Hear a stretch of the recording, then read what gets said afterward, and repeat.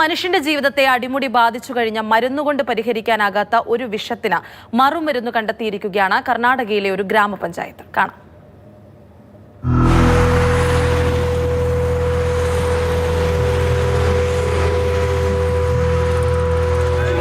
അടുത്തിരിക്കുന്നവരെ പോലും കേൾക്കാൻ നേരമില്ലാത്ത കാലത്തിലാണ് നമ്മളിപ്പോൾ ജീവിക്കുന്നത്. വീട്ടിലുള്ളവർ പോലും മുഖത്തോട് മുഖം നോക്കി സംസാരിക്കുന്നത് വിരളമാകുന്ന കാലം. സാമൂഹിക ജീവിയായ മനുഷ്യരുടെ ദൈനംദിന ജീവിതത്തിൽ സ്മാർട്ട് ഫോണുകൾ ഒരു സ്ലോ പോയിസണായി പ്രവർത്തിച്ചു തുടങ്ങിയതിന്റെ ലക്ഷണം. വെർച്വൽ ഓട്ടിസവും പഠനത്തിൽ ശ്രദ്ധ കേന്ദ്രീകരിക്കാൻ ബുദ്ധിമുട്ടുമുള്ള എത്ര കുട്ടികളാണ് നമുക്ക് ചുറ്റുമുള്ളത്. ഇതിന് പരിഹാരം എളുപ്പമാണ്: സ്ക്രീൻ ടൈം കുറയ്ക്കുക.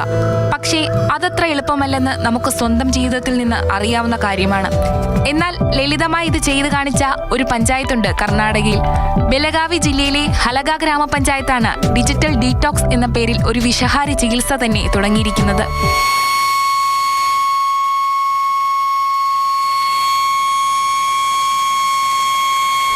ഈ കേൾക്കുന്ന സൈറൻ ഹലഗയിൽ എല്ലാ ദിവസവും വൈകുന്നേരം 7-ന് മുഴങ്ങും, 9-ന് വീണ്ടും ഒരിക്കൽ കൂടി മുഴങ്ങും.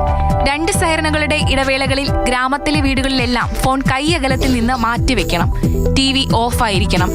ആ 2 മണിക്കൂറുകളിൽ ദിവസവും ഹലഗയിലെ വീടുകളിൽ പുതിയ ജീവിതം തന്നെ തുടങ്ങിയിട്ടുണ്ട്.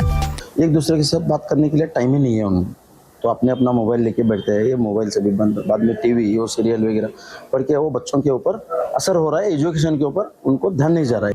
വീട്ടിലുള്ളവർ ഒരുമിച്ചിരുന്ന് പകലത്തെ വിശേഷങ്ങൾ പറയുന്നു, കുട്ടികൾ പഠിക്കുന്നു, കുട്ടികളടക്കം എല്ലാവരും പുസ്തകങ്ങൾ വായിക്കുന്നു. ഈ കഴിഞ്ഞ 17 തുടങ്ങിയ ഡിജിറ്റൽ ഡീറ്റോക്സ് 10 ദിവസം കൊണ്ട് തന്നെ നാട്ടുകാരെ അപ്പാടെ മാറ്റിക്കളഞ്ഞു. 7 बजे हॉर्न बजा कि नहीं, मोबाइल अपना नीचे रख के क्या है अपना स्टडी करने का, और लेडीज लोग सब घर में टीवी सब बंद करके क्या भी अपना बातचीत करते रहते हैं. മാതൃഭൂമി ന്യൂസ്, ബംഗളൂരു.